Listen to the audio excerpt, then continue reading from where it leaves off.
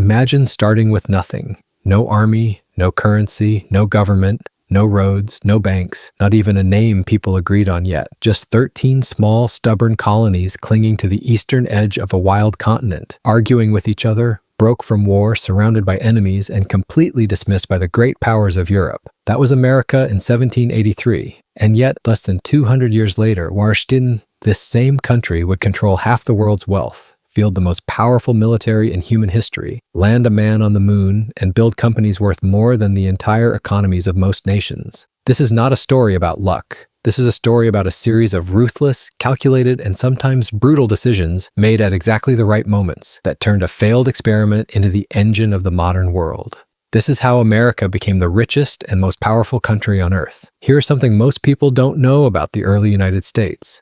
The country was essentially bankrupt the moment it was born.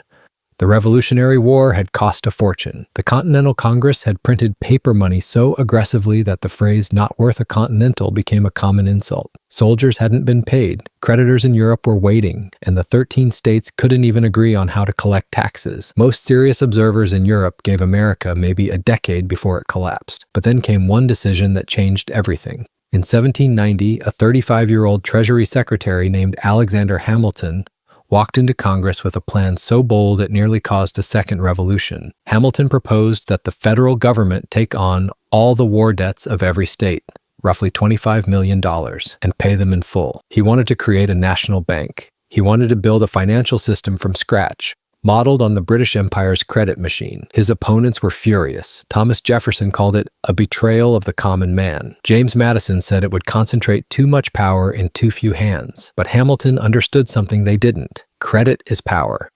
And a country that pays its debts becomes a country that can borrow more. The deal passed. America established its creditworthiness almost overnight. European investors, and especially the Dutch, began pouring money into American bonds. The United States had, in a single move, transformed from a deadbeat debtor into a serious financial player. That was the first brick. Now here's a question that sounds simple, but almost nobody asks. Why does America have so much land? In 1800, the United States stretched from the Atlantic coast to roughly the Mississippi River. That's it. Everything west of that was controlled by France, Spain, Britain, Mexico, or native nations. Then in 1803, Napoleon Bonaparte, in the middle of his European wars, desperate for cash, offered to sell the entire Louisiana Territory to the United States, 828,000 square miles, for $15 million. That works out to roughly 3 cents per acre. President Thomas Jefferson, and the same man who had fought Hamilton's financial plans, jumped at it. Some historians argue it was the greatest real estate deal in human history, but this was just the beginning. Over the next 50 years, the United States used a combination of war, purchase, treaty, and outright theft to acquire Florida, Texas, California, the Pacific Northwest, and the entire American Southwest. By 1850, the country had more than tripled in size, and this land wasn't just territory, it was oil, it was coal, it was iron ore, it was some of the most fertile farmland on the planet. It was access to 2 oceans, giving America trade routes to both Europe and Asia simultaneously. No other nation on Earth had this combination of natural resources, geographic insulation, and agricultural capacity. Europe was crowded and fought over. Asia was fractured. Africa was being colonized. Latin America was unstable. But America had a continent almost entirely to itself, and the ruthlessness to take it. By the 1860s, something extraordinary was happening in America that had never happened anywhere on Earth at that scale or that speed: industrialization. After the Civil War ended in 1865, the United States entered a period historians call the Gilded Age, and it was, in economic terms, one of the most explosive eras of wealth creation in human history. In just 35 years, from 1865 to 1900, America built 200,000 miles of railroad track, transforming the entire country into a single connected market. Goods could now move from Chicago to New York in days instead of weeks. Factories could sell to the whole nation, not just their local towns. Steel production went from almost nothing to making America the world's largest steel producer, surpassing Britain by 1890. Oil, electricity, the telephone, the assembly line, and behind all of it were the names that still echo today: Carnegie, Rockefeller, Morgan, Vanderbilt. These men were not gentle. They destroyed competitors, bribed politicians, and crushed labor movements with hired armies. But they also built faster and bigger than anyone had ever built before. John D. Rockefeller's Standard Oil controlled 90% of American oil refining at its peak. Carnegie's steel empire supplied the skeleton of the modern world. J.P. Morgan almost single-handedly prevented a national financial collapse in 1907 by organizing a private bailout. By 1900, the United States had overtaken Britain as the world's largest economy. It had taken barely 30 years. Now here is the moment where history handed America an opportunity it didn't create, but seized with perfect timing. World War I began in 1914. The great powers of Europe, Britain, France, Germany, Russia, Austria-Hungary, threw their industrial economies into destroying each other. America stayed out. For 3 years, American factories sold weapons, food, and supplies to both sides. American banks lent billions to the Allies. By the time America finally entered the war in 1917, it had already grown fat on European blood. When the war ended in 1918, Europe was shattered. Millions dead, cities destroyed, economies in ruins. America was richer than when the war started. Then it happened again. World War II, 1939 to 1945. Once again, Europe and Asia burned.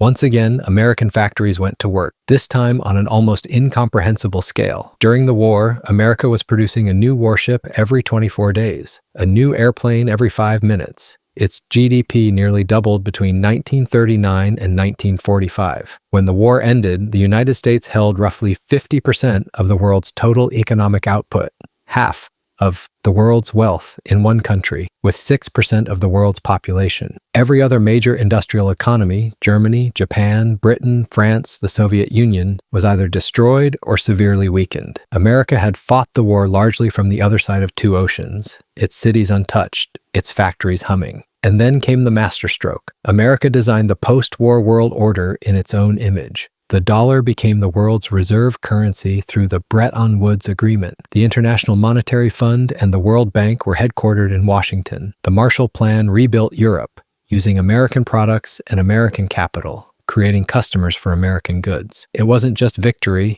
it was architecture.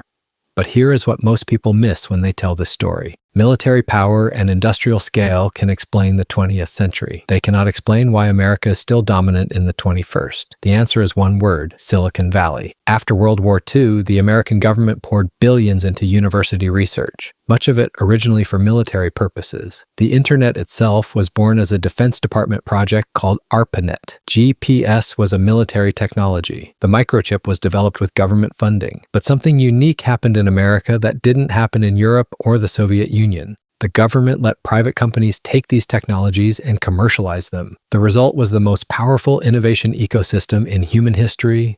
Intel, Apple, Microsoft, Google, Amazon, Meta, Tesla, Nvidia. These companies didn't just create products, they created entire new industries and then dominated them globally. Today, the 5 largest companies in the world by market capitalization are all American. The United States represents roughly 4% of the world's population, yet it generates around 25% of global GDP, holds the world's reserve currency, operates the most powerful military ever assembled, and runs the digital infrastructure that the entire world depends on. That is not an accident. It is the result of 240 years of geographic luck, financial cunning, industrial aggression, wartime positioning, and a culture that, whatever its faults, consistently rewarded builders over everyone else. From 13 broke colonies dismissed by European empires to the architect of the modern world. That is the American story. Not a fairy tale, not a myth, a calculated, ruthless, and often brutal rise to the top of the global order, driven by decisions made at exactly the right moments by people who understood that history doesn't wait. If this story taught you something, hit subscribe, because we cover the biggest economic stories on the planet,